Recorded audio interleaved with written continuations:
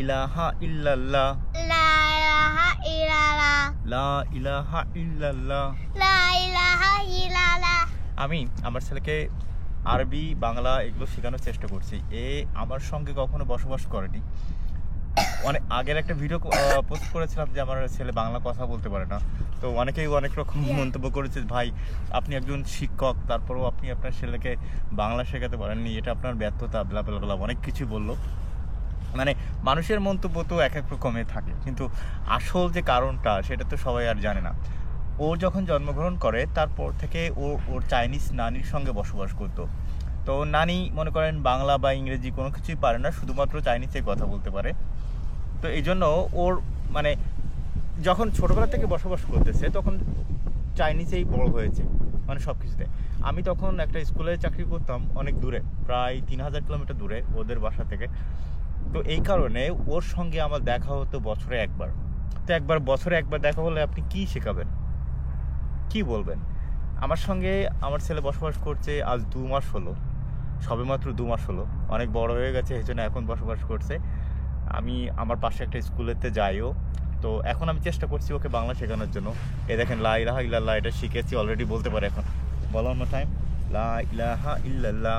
লা ইলাহা ইল্লাল্লাহ হ্যাঁ আছে, লা ইলাহা ইল্লাল্লাহ। লা ইলাহা ইল্লাল্লাহ। এখন বলো, কেমন আছেন সবাই? কেমন আছেন সবাই? কেমন আছেন সবাই? ভালো আছেন? ভালো আছেন? আপনারা চায়নাতে আপনারা চায়নাতে বেড়াতে আসেন। আমাদের বাসায় আমাদের বাসায় ফ্রিতেই থাকতে পারবেন। পারবেন। আপনাদের দাওয়াত রইল। এখন আমার ছেলে হচ্ছে, ওর মাতৃভাষা চাইনিজ। মাতৃভাষা তো বোঝেন, অনেকে বলে ভাই আপনার ছেলের মাতৃভাষা বাংলা, আপনি কেন ওকে বাংলা শেখান না? মাতৃভাষা হচ্ছে মায়ের ভাষা, ওর মাতৃভাষা চাইনিজ, ওর আম্মু চাইনিজ, সুতরাং ওর মাতৃভাষা হচ্ছে চাইনিজ, বাংলা না, বুঝতে পারছেন? এখন আমি চেষ্টা করি যত সম্ভব বাংলাটাকে শেখানোর জন্য, এখন থেকে চেষ্টা করতেছি। তবে আমাদের পরিবেশটা খুবই ভিন্ন, আমার আশেপাশে কোনো বাঙালি নাই, শুধুমাত্র আমি একজন বাঙালি। আমার এই শহরে, আমি জুহাইতে থাকি, এই আশেপাশে কোনো বাঙালি নাই। আমি ওকে বাংলা কিভাবে শেখাবো বলেন? তারপর আমি চেষ্টা করছি যতটুকু পারি, যতটুকু সম্ভব ওকে বাংলা শেখানোর চেষ্টা করছি। এখন মোটামুটি কথা বলতে পারে। কেমন আছেন সবাই? কেমন আছেন সবাই? কিন্তু এই যে উচ্চারণগুলোটা একটু মানে ভিন্ন, বিদেশিদের মতো। এই যে ওর বয়স প্রায় 6 বছর হতে গেল। অঙ্কেতে খুবই মাশাআল্লাহ, খুবই ভালো, তাই তো নাকি? আমার টার্গেট আছে ও যখন বড় হয় তখন আমি বাংলাদেশি মেয়ে দেখে বিয়ে দিব ওকে, মানে চাইনিজদের বিয়ে করতে মানা করব। এই কারণে আমি সবসময়ের জন্য চেষ্টা করি আমার ছেলেকে বাংলাদেশের কালচারগুলো, বাংলাদেশি মেয়েরা কেমন ভালো, পরিবারকে কেমন যত্ন করে রাখতে পারে, কেমন মেনটেন করতে পারে, এগুলো অবশ্য শেখাই আমি প্রতিনিয়ত। ঘুম আসতেছে, এইগুলো প্রতিনিয়ত শেখাই যে বাংলাদেশ সম্পর্কে একটা পজিটিভ ধারণা তৈরি হোক, যে বাংলাদেশ সম্পর্কে জানুক যে বাংলাদেশি মেয়েরা অনেক ভালো। বিদেশি মেয়েদের থেকে বাংলাদেশি মেয়েরা সংসারী হয়। যেমন বিদেশি মেয়েরা কিন্তু এরকম না যে আপনি সবাই চাকরি বাকরি করবে, সবাই সবার মতো করে। তবে আমি একেবারে বাংলাদেশি মেয়েদেরকে যে বলবো তা না, বাংলাদেশি মেয়েরা অবশ্য মানে অনেক ক্ষেত্রে পুরুষরা নির্যাতন করে, এই যে চাকরি করতে দেয় না, নিজের স্বাধীনতা নাই, এরকম কিছু কিছু আছে। তবে চায়নার ক্ষেত্রে, চায়নাতে এরকম ব্যতিক্রম। চায়নাতে একটা পরিবারে যদি 3 জন লোক থাকে, মনে করেন 3 জন লোক আছে, আমার পরিবারে 3 জন লোক, তাহলে 2 জন লোক কর্মক্ষম থাকবে। আমার বাচ্চা কাজ করতে পারতেছে না, ছোট বাচ্চা, মেনে নিলাম, এই যে ছোট বাচ্চা, কিন্তু আমার যদি ওয়াইফ থাকে বা আমার যদি বাবা মা থাকে, সবাই কাজ করবে এখানে। বাংলাদেশের ক্ষেত্রে এই বিষয়টা সম্পূর্ণ ভিন্ন, সম্পূর্ণ ব্যতিক্রম। বাংলাদেশে দেখবেন একজন ইনকাম করলে তার পরিবারে কমপক্ষে সবাই বলে ভাই আমার পরিবারে এত লোক। এটা তো প্ল্যানের অভাব। আল্লাহ মহান রব্বুল আলামিন আপনাকে ব্রেন দিয়েছেন চিন্তা করার জন্য। ইজা দেখেন ওই যে চলে গেছে ওইদিকে, খেয়াল করে দেখেন ওইদিকে চলে গেছে। এটা হচ্ছে জুহাই শহর, এই পাশটা একটু খেয়াল করে দেখেন। এটা এই যে ওই আমার পাশের, এটা হচ্ছে জুহাইয়ের মেইন না, হানচিং শহর। এটা হানচিং বলতে হানচিং মানে এই একই এলাকা, এই নদীর ওপাশ এপাশ, ওখানে ওই পাশে ব্রিজ আছে, ওই ব্রিজ করে ক্রস করে ওই পাশে গেলে অনেক নিকটে।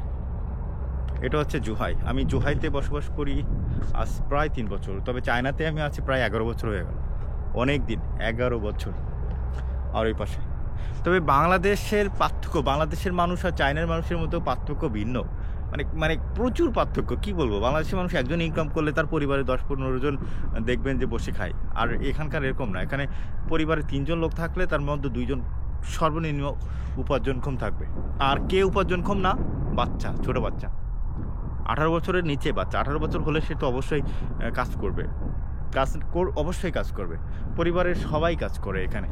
বিদেশের লোকগুলো, পরিবেশটা দেখেন কত সুন্দর। লোক সংখ্যা কিন্তু এখানে আহামরি নাই। আপনি যে মনে করছেন যে গিজ গিজ করে লোক, আহামরি এরকম লোক না। দেখেন আমার আশেপাশে কিন্তু লোকই দেখতে পাচ্ছেন না এখন।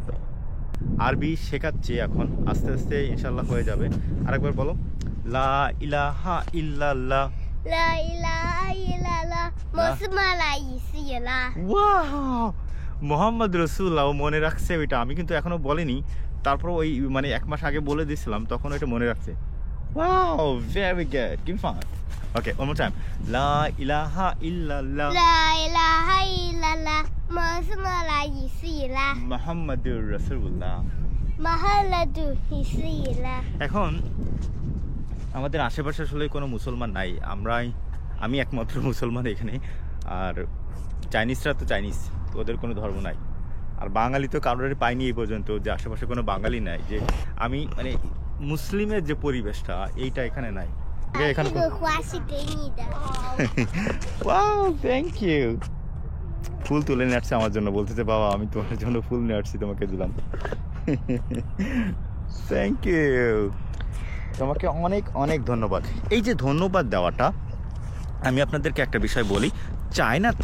চায়নাতে মানুষ মনে করেন, আপনি কেউ কাউকে কোনো কিছু দিল, একটা ফুল দিল, আমি ওকে ধন্যবাদ দিলাম। চায়নার মানুষ যে এত পোলাইট যে আপনি ওকে 1 গ্লাস পানি দিলেও বলবে ধন্যবাদ ধন্যবাদ ধন্যবাদ ধন্যবাদ ধন্যবাদ, বলতেই থাকবে। শিশে, চায়নাতে বলা হয় শিশে, থ্যাংক ইউ। বাংলাদেশে অধিকাংশ মানুষ ধন্যবাদ বলতে পারে না। আমি দেখেছি অনেকে সহযোগিতা করলে কেউ মানে কথাই বলে না, বলতে ভাই আমি অমুক জায়গায় যাব, অমুক জায়গাটা কোন দিকে, ভাই এদিকে যান। ওই লোকটা ওইদিকে চলেই গেল, কিন্তু কিছুতে বলবে ভাই ধন্যবাদ আপনাকে, অসংখ্য ধন্যবাদ ভাই, কোনো কিছুই বলে না বাংলাদেশের অধিকাংশ মানুষ কোনো কিছুই বলে না। ধন্যবাদ কিভাবে দিতে হয় এটা জানে না। দেখেন আমি যদি ওকে 1 গ্লাস পানি ঢেলে দিই, ও আমাকে বলবে বাবা তোমাকে অসংখ্য ধন্যবাদ, বাবা তোমাকে অসংখ্য ধন্যবাদ। ওর যদি একটা জামা খুঁজে দিই, যে কোনো একটা জিনিস দিলে ও বলতে ভুলবে না। ও শুধুমাত্র ও না, চাইনিজ মানে অঞ্চলের সবাই এরকম, যে আপনি ওদেরকে কিছু করে দিবেন, ওরাও আপনাকে ধন্যবাদ দিবে, মানে খুবই খুবই নত হয়ে, যে ধন্যবাদ আপনাকে, ধন্যবাদ এটা করে দেওয়ার জন্য, এটা করে দেওয়ার জন্য, এরকম। বাংলাদেশের এই কালচারটা গড়ে ওঠা উচিত। মানুষকে সহযোগিতা করলে ধন্যবাদ দিবে, এই সংস্কৃতি তৈরি হওয়া উচিত বাংলাদেশিদের মাঝে, বুঝতে পারছেন? ওই দেখেন, ওইদিকে খেয়াল করে দেখেন, এদিকে একটু খেয়াল করে দেখায়। এই যে হচ্ছে হানচিং। ও আমার ছেলে যে ফুলটা দিয়েছে, ফুলটা হচ্ছে এই, দেখছেন কত সুন্দর। এটা হচ্ছে হানচিং। পাশে দেখেন এই যে বোটগুলো যাচ্ছে, নৌকা। আর ওই পাশটা সম্পূর্ণ হচ্ছে ম্যাকাও। এই যে বিল্ডিংটা দেখছেন, এটা হচ্ছে ম্যাকাও শহর। আমি অবশ্যই এখানেই থাকি, এই বিল্ডিংয়ের পাশেই, ওখানে এই যে বাণিজ্যিক ভবনটা দেখছেন, ওই বাণিজ্যিক ভবনের ওই পাশে আমার বাসাটা। আমাদের আজকে রবিবার বন্ধ থাকে বলেছিলাম তো, রবিবার এবং শনিবার 2 দিন বন্ধ। ওই 2 দিন আমি আমার সন্তানকে নিয়ে এই যে ঘুরতে আসি।